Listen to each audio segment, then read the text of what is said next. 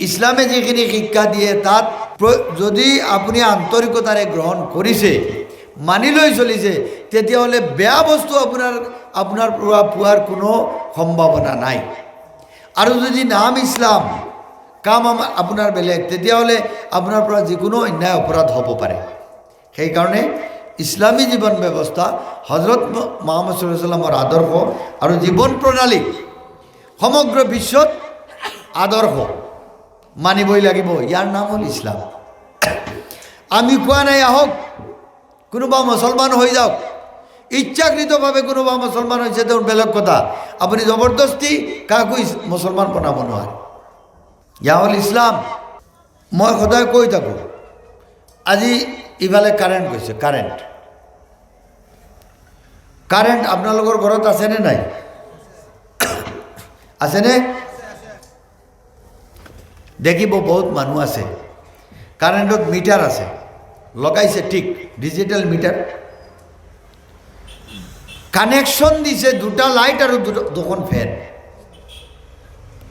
Metre connection দিছে দুটা light আৰু দুখন ফেন, বাকী ফ্ৰিজ, মটৰ, গ্ৰাইণ্ডাৰ এইবোৰ কিন্তু বাইপাছ, তাৰ বিল নাহে। কিন্তু সেই ৰাস্তাত বেলেগ ফালে কাটি আনি লগাই দিছে। মিটাৰৰ পৰা বিল আহে মাত্ৰ দুটা লাইট আৰু দুখন ফেন, মাহত 60 টকা, কিন্তু কাৰেণ্ট জ্বলি আছে 500 টকা। আমি কিমান চালাক, চৰকাৰে বুজিয়ে নাপাব ক'ত যে মই লাইনটো কাটি বাইপাছ মোৰ ফ্ৰিজ, বাইপাছ আৰু 3খন ফেন, বাইপাছ মোৰ ইস্ত্ৰী, বাইপাছ মোৰ গ্ৰিজাৰ, হিটাৰ, সব বাইপাছ। আৰু ৰমজান মাহত গৰমৰ সময়ত ফ্ৰিজৰ পৰা চৰ্বত লৈ খাই আছোঁ আৰু কৈছোঁ বাহ, এইবাৰ ফ্ৰিজ কিনিছিলোঁ কাৰণে আল্লাহ খুৱাই আছে, একেবাৰে ভিতৰটো ঠাণ্ডা হৈ গ'ল। আৰে বাইপাছ কাৰেণ্ট দি ফ্ৰিজ আৰু তাৰপিছত তোমাৰ ভিতৰত ঠাণ্ডা নহয়, জাহান্নামৰ জুই সোমাইছে। ইয়াৰ নাম হ'ল ইছলাম, তোমাৰ কাৰণে হাৰাম। তুমি নমাজ পঢ়িও জাহান্নামী, ৰোজা ৰাখিও জাহান্নামী। কাৰণ এই কাৰেণ্টত অসমৰ 3,40,00,000 মানুহৰ অধিকাৰ। হাসৰৰ মাঠত কাক পাব আপুনি দাবী এৰাবলৈ? দাবী এৰাবও নোৱাৰিব, জন্নতো নহ'ব। যেতিয়া এই কাৰেণ্টৰ তলত আপুনি নমাজ পঢ়ি আছে, কি কাম আহিল আপোনাৰ নমাজত? মুছলমানে এইখিনি কৰিব নোৱাৰে। কোনোবা আছেতো হুক মাৰি দিয়ে, দিনত হুক মাৰি ৰাখিছে, কোনো মিটাৰো নাই, বিলো নাই, অথচ ঘৰত কাৰেণ্ট চলি আছে। এইটো কাৰেণ্ট তোমাৰ সম্পত্তি নেকি? ৰাইজৰ, হিন্দু মুছলমান সকলোৰে। আপোনাৰ পইচা নাই, মনে মনে বহি থাকক, কিন্তু ৰাইজৰ হক আপুনি নিব নোৱাৰিব। এই শিক্ষা ইছলামৰ। কণ্ট্ৰাক্টৰ, ঠিকাদাৰ তেওঁলোকে কাম কৰি আছে ৰাস্তাত, বালি আৰু শিলগুটি পাথৰ পেলাইছে। আপুনি বালি একদিন নিয়ে আপোনাৰ চোতালত, এক বালিৰ দানাত কোটি কোটি মানুহৰ হক। এতিয়া কিয়ামতৰ দিনাখন এই বালিৰ টিনৰ হিচাপ দিব লাগিব, তাৰপিছত জন্ম, ইয়াৰ আগত নহয়। একদিন পাথৰ লৈ গ'ল, লেট্ৰিনৰ সন্মুখত পেলাই দিলে। কাৰ পাথৰ? এজন মুছলমানে এইখিনি কৰিব নোৱাৰে, এজন মুছলমানে, নামাজী মুছলমানে এইটো কৰিব নোৱাৰে। মুহাম্মদক নবী বুলি স্বীকাৰ কৰা এজন মুছলমানে নোৱাৰে। এক আল্লাহ বুলি কোৱা এজন মুছলমানে ৰাস্তাৰ পৰা বালি চুৰি কৰি নিব নোৱাৰে, পাথৰ নিব নোৱাৰে। আন মানুহৰ গছৰ পৰা ৰাতি বা দিনত চুৰ কৰি আম, বগৰী আনিব নোৱাৰে যদি মুছলমান। আৰু যদি ভাবে যে মই শুদ্ধ মুছলমান হ'ব নিবিচাৰোঁ, তেতিয়াহ'লে আপোনাৰ যি ইচ্ছা তাকে কৰক। এইখিনি হ'ল ইছলাম, এইখিনি মুছলমান। আপুনি আপোনাৰ মাৰ বয়সৰ এগৰাকী মহিলা, তেওঁ হিন্দু, আপোনাৰ কৰ্তব্য আপোনাৰ মাতৃৰ দৰে তেওঁক সন্মান কৰক। আপোনাৰ পিতৃৰ বন্ধু এগৰাকী হিন্দু মানুহ, আপোনাৰ পিতৃৰ দৰে সন্মান কৰক। আপোনাৰ জ্যেষ্ঠ ভাতৃৰ বন্ধু এজন হিন্দু মানুহ, জ্যেষ্ঠ ভাতৃ দাদাৰ নিচিনা সন্মান কৰক। আপোনাৰ সৰু ভাতৃৰ নিচিনা, কনিষ্ঠ ভাতৃৰ নিচিনা, তাৰ বন্ধু আৰু এটা ল'ৰা, আপুনি তাক কনিষ্ঠ ভাতৃৰ দৰে মৰম কৰক। আপোনাৰ ভাই ভনীৰ বাইদেউৰ লগত আছে তেনেকৈ ব্যৱহাৰ কৰক। আপোনাৰ পত্নীৰ বান্ধৱী এগৰাকী হিন্দু ছোৱালী, বোৱাৰী, তেওঁৰ লগত ভাল ব্যৱহাৰ কৰক। ইয়া হ'ল ইছলাম। আৰু সদায় সঁচা কথা ক'ব লাগিব, সত্য কথা ক'ব লাগিব, মিছা কথা ক'ব নোৱাৰিব। মিছা কথা কোৱা মানুহজন প্ৰকৃত শুদ্ধ মুছলমান নহয়। এতিয়া আমি কি বুজি পালোঁ? 2-3টা কথা মই ক'ম, কৈ শেষ কৰিম। নাম্বাৰ 1, আমি যেহেতুকে মুছলমান, গতিকে ইছলামৰ প্ৰতিটো বিষয় আল্লাহ নবীয়ে দি থৈ যোৱা বিধান আমাৰ মাজত আনিব লাগিব। নম্বৰ 1। নম্বৰ 2, ব্যৱহাৰিক জীৱনত, দৈনন্দিন জীৱনত, সমাজ জীৱনত প্ৰত্যেকটো ক্ষেত্ৰতেই ইছলামে কি কয় এই কথাখিনি আমি আনিব লাগে। নমাজ পঢ়োঁতে সজিদা কেনেকৈ কৰা যায়, কৰিব লাগে, এইটো যেনেকৈ দৰকাৰ, ঠিক তেনেকৈ দৰকাৰ ব্যৱসায় কৰিব কেনেকৈ ইছলামে কয়। আজি যাওক না, ইছলামে কৈ দিয়া অনুযায়ী আপুনি ব্যৱসায়ত লাগক। এদিন দুদিন আপোনাৰ লছ হ'ব, তাৰপিছত আপোনাৰ দোকানত ভিৰ লাগিব যে এই মানুহজন সঁচা মানুহ, দোকান নিদিয়ে মানুহজনে। গতিকে ইছলাম ইয়াৰ নাম। আহক আমাৰ পাৰিবাৰিক ক্ষেত্ৰত, স্বামী স্ত্ৰীৰ ক্ষেত্ৰত, আমাৰ প্ৰতিবেশীৰ ক্ষেত্ৰত, আমাৰ উঠা বহাৰ ক্ষেত্ৰত, ব্যৱসায় জীৱনৰ ক্ষেত্ৰত, শিক্ষকতাৰ জীৱনৰ ক্ষেত্ৰত, ছাত্ৰ জীৱনৰ ক্ষেত্ৰত, স্বামী স্ত্ৰীৰ জীৱনৰ ক্ষেত্ৰত, প্ৰত্যেকটো ক্ষেত্ৰতেই আমি হজৰত মুহাম্মদ সাল্লাল্লাহু আলাইহি ওয়াসাল্লামক ফ'ল' কৰিব লাগিব। মুছলমানসকলে আমি তেখেতৰ ফ্ল'ৱাৰ হ'ব লাগিব। আজিৰ পৰা আমি আমাৰ জীৱনত ইছলাম আনিবলৈ সাজু আছোনে? কওকচোন, আনিবলৈ সাজু আছোনে? আমি হজৰত মুহাম্মদৰ মজবুত ফ্ল'ৱাৰ হ'ব বিচাৰোঁনে? হোৱা নাই? ডাঙৰকৈ ফ্ল'ৱাৰ হ'ব বিচাৰোঁনে? আজি আপুনি ফ্ল'ৱাৰ হৈ ওলাওক, লংকাৰ মাৰ্কেটত আহক, আপোনাৰ ভয় নাই, মানুহে সন্মান কৰিব। নগাঁও আহক, গুৱাহাটী আহক, দিল্লী আহক, মানুহে আপোনাক সন্মান কৰিব। আপুনি যদি ইছলাম গ্ৰহণ কৰিছে, মুছলমানেই হৈছে, তেতিয়াহ'লে এইবিলাক গান্দা লেতেৰা বস্তুৰ পৰা ওলাই আহিব লাগিব, সঠিক মুছলমান হ'ব লাগিব। গতিকে আমাৰ যিটো বাস্তৱ জীৱন, আমাৰ পাৰ্থিৱ জীৱন, আমাৰ জীৱনত অনুসৰণ আৰু অনুকৰণ কেৱল আৰু কেৱল জনাবে মুহাম্মদুৰ ৰাসূলুল্লাহ সাল্লাল্লাহু আলাইহি ওয়াসাল্লাম। আৰু আমি মুছলমানসকলে যদি আল্লাহৰ নবীৰ জীৱনক আমাৰ মাজত আপনাই, আমাৰ মাজত গ্ৰহণ কৰি লৈ ওলাওঁ, নিঃসন্দেহে আমাৰ নবীৰ প্ৰশংসা হ'ব, তাৰিফ হ'ব, প্ৰশংসা হ'ব। গতিকে আমি এই পুৰস্কাৰ কিয়ামতৰ দিনাখন পাম। এজন উম্মতৰ কাৰণে আল্লাহৰ নবী প্ৰশংসিত হ'ব, কিয়ামতৰ দিন পুৰস্কাৰ বিনিময়ে পাব। যদি আল্লাহৰ নবী বদনাম হয়, তিৰস্কৃত হ'ব। এই দুটা কাম। গতিকে আমি পাৰিমনে ইনশাআল্লাহ সঠিক মুছলমান হ'ম? আমি দেখুৱাই দিব পাৰিমনে যে আল্লাহৰ নবী ভাল মানুহ আছিলে? পাৰিমনে? আমাৰ আল্লাহ যে কাৰো প্ৰতি, সকলোৰে প্ৰতি দয়া কৰোণা ৰাখে, এই কথা আমি প্ৰমাণ কৰি দিব পাৰিমনে? গতিকে আমাৰ ইয়াত যিসকল হিন্দু মুছলমান নিৰ্বিশেষে, আমাৰ ভাষাটো বিভিন্ন হ'ব পাৰে, কাৰোবাৰ ভাষা বাংলা, কাৰোবাৰ হিন্দী, কাৰোবাৰ অসমীয়া, কাৰোবাৰ কাৰ্বি, কাৰোবাৰ কছাৰী, কাৰোবাৰ ৰাভা, কাৰোবাৰ মিচিং, কাৰোবাৰ মিৰি, কাৰোবাৰ বড়ো, কাৰোবাৰ ডিমাচা, এনেধৰণৰ ভাষা হ'ব পাৰে। এইখিনিতো হ'ল আমাৰ ডাইভাৰ্চিটি, ভাল কথা, বেয়া নহয়। আমি কিন্তু বাহাই আমাক আটকাই ৰাখিব নোৱাৰে।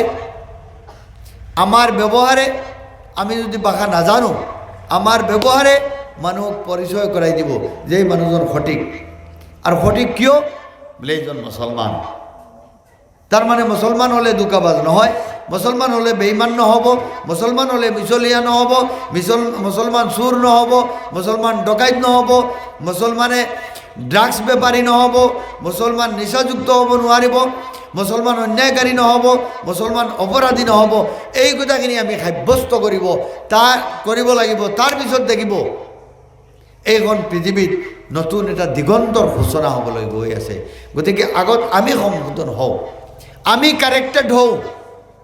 আমি যদি সংশোধন হওঁ তেতিয়াহ'লে আমাক কোনেও বেয়া নকয়, আমাৰ কোনো অশান্তি নহয়। আমি ভাল হ'ব লাগিব, শুদ্ধ হ'ব লাগিব। আৰু আমি যদি ভাল নহয়, শুদ্ধ নহয়, জাহাৰাল ফাসাদু ফিল বাৰৰি ওয়াল বাহৰি বিমা কাসাবাত আইদিন নাস, তো হ'বই। আৰু মোৰ লাষ্ট কথাখিনি মই কোৰআন শৰীফৰ আয়াত পঢ়িছিলোঁ আপোনালোকৰ সন্মুখত। যে আমি ভাবোঁ যে মৃত্যুৰ পিছত আৰু কি গ'ল আৰু আল্লাহ তাআলাই কোৰআন শৰীফত কৈছে, সূৰা ইয়াসিনত আছে, এই যে পৃথিৱীত আমি চুৰি কৰিছোঁ, ডকাইতি কৰিছোঁ, আমি মিছা কথা কৈছোঁ, আমি অন্যায় কৰিছোঁ, অপৰাধ কৰিছোঁ, জিনা কৰিছোঁ, হাৰাম খাইছোঁ, কিবা কিবি খাইছোঁ, এই গোটেই কথাখিনি আল্লাহ কিয়ামতৰ দিনাখন আল্লাহ নিজে আমাৰ মাজৰ পৰা সাক্ষী গ্ৰহণ কৰিব। এটা কথা থাকি গ'ল, মই ক'ব বিচাৰিছোঁ, নিচা, ড্ৰাগছ, মদ, গাঞ্জা, আপিং, কিবা কিবি আছে তো হাৰাম, এইবোৰৰ পৰা আমি বাচি থাকিব লাগিব। এই হাৰাম পৰা আমি নাবাচিলে এটা দিন আমাৰ ওপৰত জুলুম হ'ব, আজি যেনেকৈ এনকাউণ্টাৰ হৈ আছে। আৰু এটা ডাঙৰ অপৰাধ,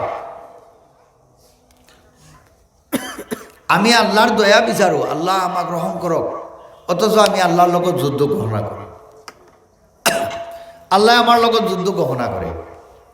আচ্ছা, মই যদি আপোনাৰ এখেতৰ লগত যুদ্ধ ঘোষণা কৰোঁ, মাৰপিট, আৰু মোক অলপ দয়া কৰক, কথাটো হ'ব নেকি? মিলিছে নেকি? মই তেওঁক মাৰপিট কৰিব বিচাৰিছোঁ, আকৌ কৈ আছোঁ মোক দয়া কৰক, এই মানুহজনে মোক দয়া কৰিব জানো? তো আল্লাহ কৈ আছোঁ আল্লাহ দয়া কৰক, অথচ আল্লাহ আমাৰ লগত যুদ্ধ ঘোষণা কৰিছে। কাম আমি কৰি আছোঁ, আল্লাহ আমাৰ যুদ্ধ ঘোষণা কৰিব। কি জানেনে? আল্লাহ পৃথিৱীত কোনসকল মানুহৰ লগত ডাইৰেক্ট যুদ্ধৰ ঘোষণা কৰে? সুদ খোৱা, যিসকলে সুদ খায় তেওঁলোকৰ লগত আল্লাহৰ যুদ্ধ চলি থাকে, যুদ্ধৰ ঘোষণা। এতিয়া কওকচোন, আল্লাহৰ লগত যুদ্ধ কৰি জিকিব পাৰিব জানো? পাৰিবনে? গতিকে এই সুদ হাৰাম, দিয়াও হাৰাম, লোৱাও হাৰাম, সাক্ষীও হাৰাম, লিখাও হাৰাম। গতিকে যিকোনো কষ্টৰ বিনিময়ে ধৈৰ্য ধৰক, সুদ নাখাব, সুদ নিদিব, সুদ নল'ব, হাৰাম। তো কিয়ামতৰ দিন আল্লাহ তাআলাই ক'ব, বন্দাক কোৱা, তো বন্দাইতো ক'ব, এইটো তেওঁৰ নিজৰ নিয়ম, এইটো ক'ব। আল্লাহ তাআলাই মুখখন বন্ধ কৰি দিব, মুখ বন্ধ হৈ পৰিব। আৰু আপুনি এইখন পৃথিৱীত কাক গালি দিছিলে, চুৰি কৰিছিলে নে ডকাইতি কৰিছিলে নে মিছা কথা কৈছিলে, জিনা কৰিছিলে নে গাঞ্জা, আপিং, শৰাব খাইছিলে, মদ খাইছিলে, সুদ দিছিলে, এই গোটেই কথাখিনি আপুনি মুখেৰে আৰু ক'ব নালাগে। আলিয়াউমা নাখতিমু আলা আফৱাহিহিম, বাজেয়াপ্ত কৰা হ'ব মুখ। ওয়া তুকাল্লিমুনা আইদিহিম, আৰম্ভ কৰিব কথা কোৱা এওঁলোকৰ হাতে সাক্ষী দিব। এই যে দুখন হাত, আপুনি কি কৰিছিলে, আপোনাৰ কৰ্তৃত, আপুনি কৰি যোৱা কাম হাতে বৰ্ণনা কৰি যাব, এটাকে বৰ্ণনা কৰিব। অন্যায়ভাৱে অমুকক মাৰিছিলে, গুচিয়াইছিলে, জুলুম কৰিছিলে, হাত দুখনে বৰ্ণনা কৰিব ওয়াতাৰ সাধু আৰজুলহুম দুখন বৰিয়ে সাক্ষী দিব বিমা কাসাবাত আইদিন নাস যিবোৰ মানুহে কৰি গৈছে কৰি যোৱা কাম এতিয়া কওকচোন বছাৰ আৰু ৰক্ষা পোৱাৰ উপায় আছে জানো নাই সেইকাৰণে এই পৃথিৱীত বাচক আপোনাক আমাক যেতিয়া কবৰত ৰাখিব এই গোটেই যে পৃথিৱীত এই ঘৰখন মোৰ এই গাড়ীখন মোৰ এই মাটি মোৰ অমুক তমুক যিদিনাখন আপোনাক লৈ যাব এই ঘৰ দুৱাৰ গাড়ী চবে আপোনাৰ লগ এৰি দিব গড়েও ক'ব যাওক মাটিও লগত নাযায় মাটিয়ে লগ এৰিব গড়ে লগ এৰিব কাৰখনে লগ এৰিব সম্পত্তিয়ে লগ এৰিব ইভেন আপুনি পৰিধান কৰা আপোনাৰ চোলাটোৱে আপোনাৰ লগ এৰি দিব সোমাব কপনৰ ভিতৰত মেৰিয়াই দিয়া হ'ব কপন এতিয়াতো আপোনাৰ মাটি বাৰী ঘৰ গাড়ীয়ে লগ এৰিছে লগত কিন্তু মানুহ আছে আপোনাক কান্ধত লৈ কবৰস্থান লৈ যোৱা মানুহ আছে লৈ যাব তাত গৈ আপোনাক কবৰত ৰাখিব তেতিয়া বাকী মানুহখিনি কবৰৰ ওপৰত সিফালে নাযায় ইয়াতে আছে বাহিৰত দুজন মানুহ কবৰত নামিলে দিয়কচোন মোৰ আব্বাক দিয়ক মোৰ দেউতাক মোৰ মাক মোৰ ভাই ককাই যোনে নহওক দিয়ক এই দুজন মানুহ নামিলে কবৰত ৰাখিলে চাৰিওফালৰ পৰা কি কৰিলে দুফালৰ পৰা বাঁহ দি লাহে লাহে বন্ধ আৰম্ভ কৰিলে যেতিয়া এই ইমানখিনি আহি গ'ল এজন উঠি গ'ল এজন থাকিলে এজনে লগ এৰি দিলে বোলে বাই এতিয়া মই তোমাৰ লগ এৰিলোঁ এজন থাকিলে আৰু অলপ সৰু কৰি আনিলে যেতিয়া এই ছিদ্ৰটো সেইজনেও কৰে আব্বা ময়ো তোমাৰ লগ এৰিলোঁ দাদা ময়ো তোমাৰ লগ এৰিলোঁ বন্ধ কৰি দিলে বন্ধ কৰি মাটি দি দিলে অলপ সময় আছে তাৰপিছত অলপ দোৱা জিয়াৰত কৰি চবে ক'লে এতিয়া আৰু আমি সকলোৱে তোমাৰ লগ এৰিলোঁ গৈ আছে তেতিয়া যদি নেকদাৰ মানুহ হয় সেই কবৰত থকা মানুহজনৰ ৰু আহি যায় মানুহে গম পায় এই জিয়াৰত কৰা জনজা কৰা মানুহ যোৱাৰ সময়ত তেওঁৰ বৰিয়ে যিটো শব্দ দিয়ে এই শব্দত তেওঁ শুনিবলৈ পায় যে মানুহজন গৈ আছে মোক এৰি পলাই গৈ আছে মোক এৰি গুচি গৈ আছে তেতিয়া কবৰৰ এটা ছাইড ফাঁক হয় এজন সুন্দৰ ব্যক্তি আহিব অহাৰ লগে লগে এই মইয়েতো ক'ব আৰে তুমি কোন ইমান সুন্দৰ খুটাম চেহেৰাৰ ব্যক্তি আৰে আপুনি কোন বোলে আৰে সেই যে প্ৰতিবেশীৰ লগত ভাল ব্যৱহাৰ কৰিছিলা নমাজ পঢ়িছিলা ৰোজা ৰাখিছিলা হজ কৰিছিলা জাকাত দিছিলা মাক বাপেকৰ লগত ভাল ব্যৱহাৰ কৰিছিলা প্ৰতিবেশীৰ লগত ভাল ব্যৱহাৰ কৰিছিলা দুৰ্বলক সহায় কৰিছিলা জাকাত দিছিলা সৎকা দিছিলা এই আমলখিনি মই আহিছোঁ তোমাক পহৰা দিবলৈ যাতে তোমাৰ কষ্ট নহয় আৰু যদি আমাৰ এইখিনি নাছিল তেতিয়াও কবৰৰ এটা ছাইড ছিদ্ৰ হ'ব আৰু এজন কুৎসিত বিশ্ৰী ভয়ংকৰ মানুহ আহি ওলাব তেতিয়া ভয় লাগিব হেৰে আপুনি কোন হে আৰে এই যে তোমাৰ পিতৃ মাতৃক তুমি কষ্ট দিছিলা তোমাৰ ককাই বাইৰ সম্পত্তি মাৰি খাইছিলা বনীসকলৰ বাইসকলৰ হক দিয়া নাছিলা বিশেষকৈ পিতৃ আৰু মাতৃক কষ্ট দিছিলা দুৰ্বলৰ হক মাৰিছিলা সেই আমল তোমাক শাস্তি দিবলৈ তাৰপিছত আল্লাহ নবীয়ে দেখুৱাই দিছে তখন কবৰ এনেকৈ মাজত শুই আছে আপুনি লাহে লাহে এনেকৈ আহিব এনেকৈ আহিব এনেকৈ আহিব আহি এনেকৈ মাৰিব সাহাবায়ে কেৰামে দেখুৱাই আছে যে ইফালৰ হাড়বিলাক এনেকৈ হৈ যাব এনেকৈ হৈ যাব ইয়াই হ'ল আমাৰ নতিজা এয়াই দুনিয়া সব থাকি যাব আমি গুচি যাম